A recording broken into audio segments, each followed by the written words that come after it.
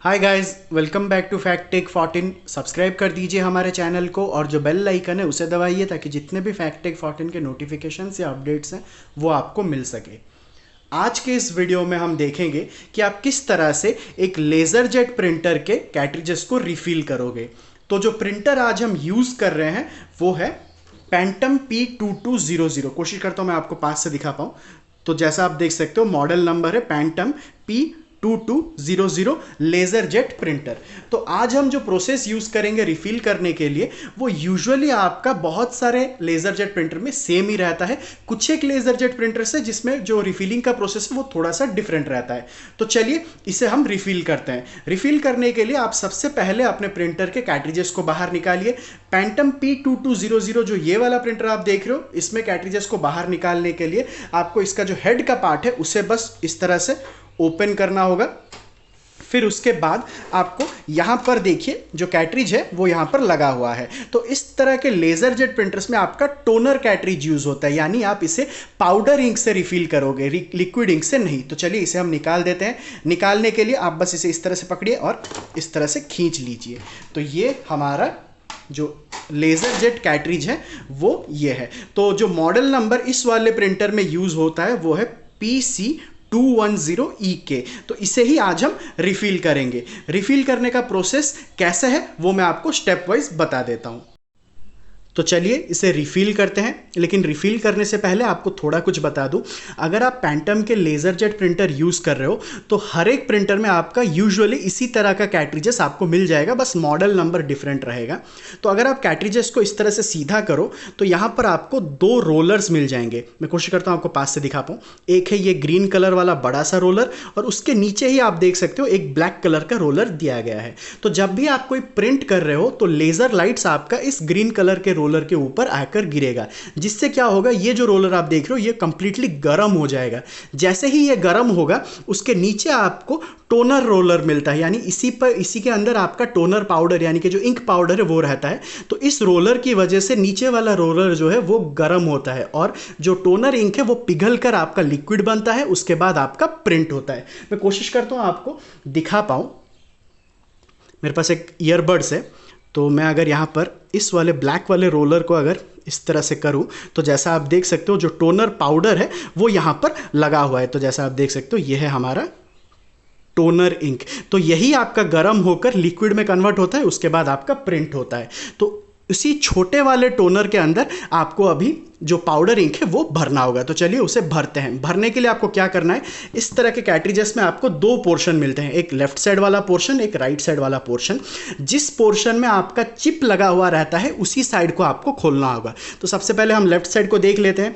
यहाँ पर कुछ चिप है क्या? नहीं, यहाँ पर कोई भी चिप नहीं है, तो इस वाले साइड को हम नहीं खोलेंगे। सिमिलरली राइट साइड को देख लेते हैं। तो राइट साइड अगर आप देखो तो यहाँ पर आपको एक चिप मिलता है, तो इसी साइड को आपको अभी खोलना होगा। तो यहाँ पर आपको दो स्क्रूज मिलते हैं। इन दोनों स्क्रूज को चलिए अब हम खोल लेते हैं। तो चलिए इसे खोलते हैं। लेकिन उससे पहले एक चीज़ बता दूं, ये जो आप चिप का पोर्शन देख रहे हो इसे कुछ नहीं होना चाहिए। अगर ये डैमेज हो जाता है या फिर इसके ऊपर स्क्रैच आ जाता है तो आपका कैट्रिज और फिर प्रिंटर में रिकॉग्नाइज नहीं होगा। उसके बाद अगर आप रिफिल करो या ना करो कोई फ़र्क नहीं पड़ता, आप प्रिंट नहीं कर सकते हो। तो चलिए अब हम इसमें जो दो स्क्रूज दिए गए हैं उसे खोल लेते हैं। तो रिफिलिंग का प्रोसेस जो है वो बहुत इजी है लेज़र जेट प्रिंटर्स में, लेकिन फिर भी आप उसे बहुत आराम से ही करिए, बिल्कुल हड़बड़ी मत कीजिएगा। तो ये एक निकल गया। सिमिलरली जो नीचे वाला पोर्शन है उसे भी हम निकाल लेते हैं। तो जैसा आप देख सकते हो दोनों स्क्रूज हमारा निकल चुका है और मैं इन दोनों स्क्रूज को साइड में कर लेता हूँ। तो अब आप क्या कीजिएगा, इसे इस तरह से हल्के से खींचिए, धीरे धीरे करके कीजिए, बिल्कुल हड़बड़ी मत कीजिए। तो जैसा आप देख सकते हो ये आपका निकल रहा है।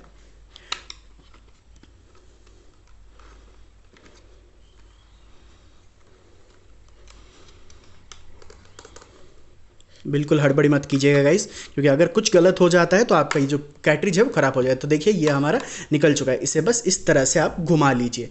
फिर आपको क्या करना है, यहाँ पर आपको एक छोटा सा कवर मिलता है, उस कवर को आपको इस तरह से बाहर निकालना होगा। तो चलिए इसे हम निकाल लेते हैं। कोशिश करते हैं आराम से निकालने की।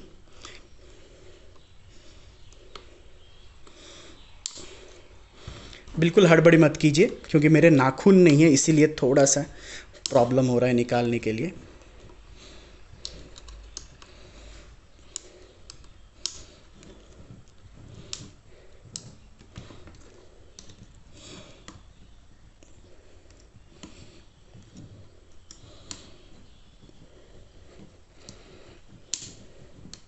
मेरे पास एक कैंची है, मैं उससे निकालने की कोशिश करता हूँ, क्योंकि मेरे हाथों से नहीं निकल रहा है। देखते हैं।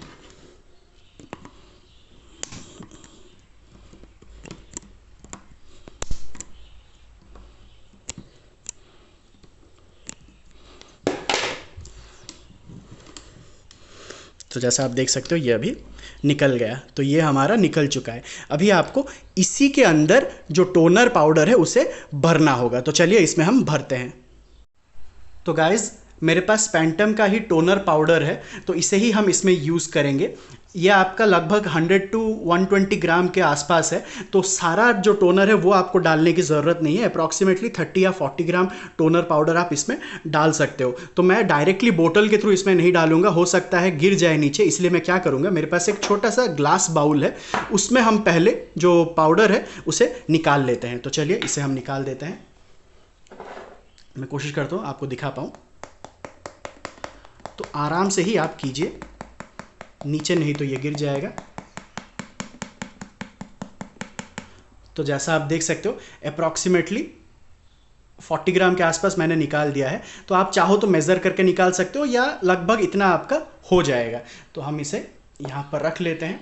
उसके बाद आपको क्या करना होगा, क्योंकि आपको इस होल में डालना है पाउडर को, आपको एक फनेल की ज़रूरत होगी। यूजुअली क्या होता है, जब भी आप कोई टोनर पाउडर खरीदते हो तो उसके साथ एक फनेल आपको मिल जाता है। अगर आपको फनेल नहीं मिला है तो आप इस तरह का कोई भी एक A4 साइज पेपर ले और उससे ही फनेल बना दीजिए।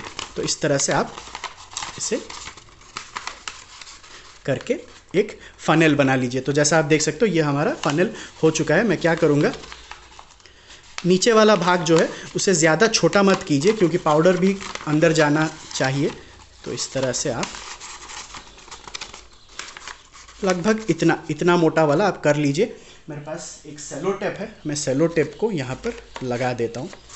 तो जैसा आप देख सकते हो ये हो गया। तो अब हम क्या करेंगे, कैट्रिजेस को आप इस तरह से पकड़िए, इसके अंदर जो फनेल है उसे इस तरह से डालिए। मैं कोशिश करता हूँ आपको दिखा पाऊँ अच्छी तरीके से। तो मैं कैट्रिजेस को क्या करता हूँ, नीचे रखने की कोशिश करता हूँ ताकि आपको अच्छे से दिखा पाऊँ। उसके बाद ये जो फनेल हमने एक बनाया है पेपर से, आप इसे इस वाले होल के ऊपर इस तरह से आराम से रख लीजिए। तो ये आपका हो गया। उसके बाद जो हमने पाउडर निकाला था, तो जैसा आप देख सकते हो, इसे आपको बस इसके अंदर इस तरह से डालना होगा।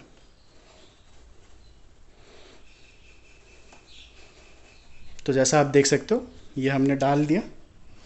उसके बाद आप क्या कीजिए, इसे इस तरह से हल्के से भर लीजिए।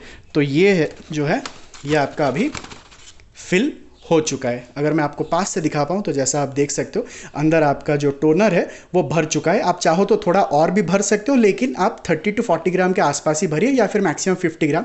ज़्यादा फुल मत कीजिए, अगर ज़्यादा फुल करोगे तो यहाँ पर जो आपका रोलर है, जो नीचे वाला जो ब्लैक कलर का रोलर है, उसमें आपका एक्सेस जो टोनर पाउडर है वो निकलेगा, जिससे क्या है आपका प्रिंट मिसमैच हो सकता है। इसलिए 30 टू 40 ग्राम या फिर 50 ग्राम तक आप इसमें भर लीजिए। तो ये आपका हो चुका है। अब आप क्या कीजिए, वापस से इसे इस तरह से रखकर स्क्रूज जो है उसे टाइट कर लीजिए। तो जो कैप हमने निकाला था उसे आप इस तरह से रख के प्रेस कर लीजिए। तो ये आपका बंद हो गया। उसके बाद इसे आप इस तरह से घुमाइए, यहाँ पर रखिए और थोड़ा सा इस तरह से प्रेस कर लीजिए ताकि आपका टाइट हो जाए। जब ये टाइट हो जाए उसके बाद जो स्क्रूज थे उसे आप लगा लीजिए। तो दोनों स्क्रूज आपका लग गया और अब जो स्क्रूज है उसे हम टाइट कर लेते हैं।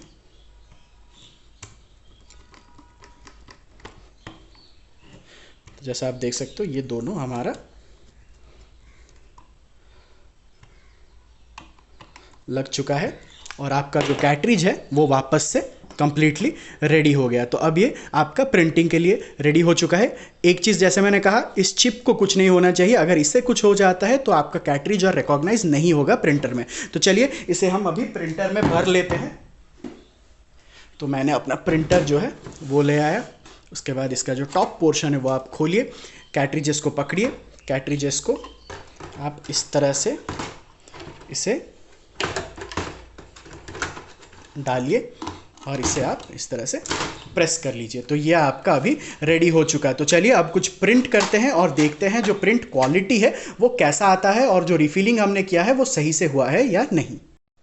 तो गाइज चलिए कुछ प्रिंट करते हैं और देख लेते हैं कि हमने जो रिफिलिंग किया है वो अच्छी तरीके से हुआ है या नहीं, और इसका जो प्रिंट क्वालिटी है वो किस तरह से आता है। तो सबसे पहले मैं प्रिंटर को ऑन कर लेता हूं।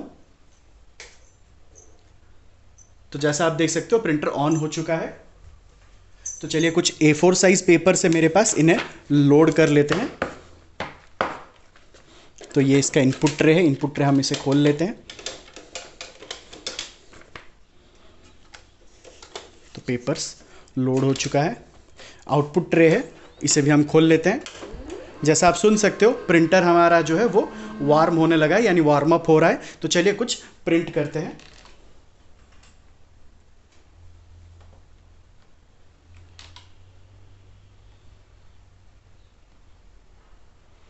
तो मैं कुछ 10 या 15 पेजेस से प्रिंट करता हूं, ज़्यादा नहीं।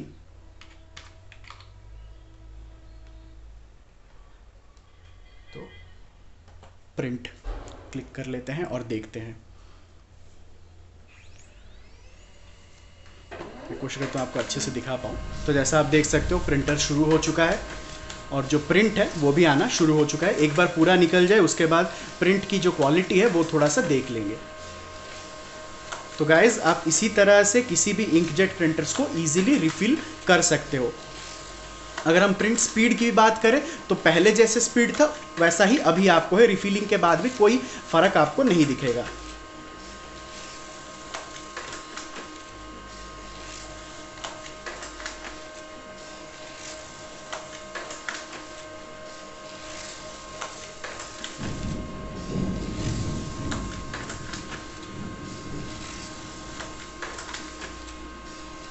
तो जैसा आप देख सकते हो अभी भी प्रिंट चल रहा है।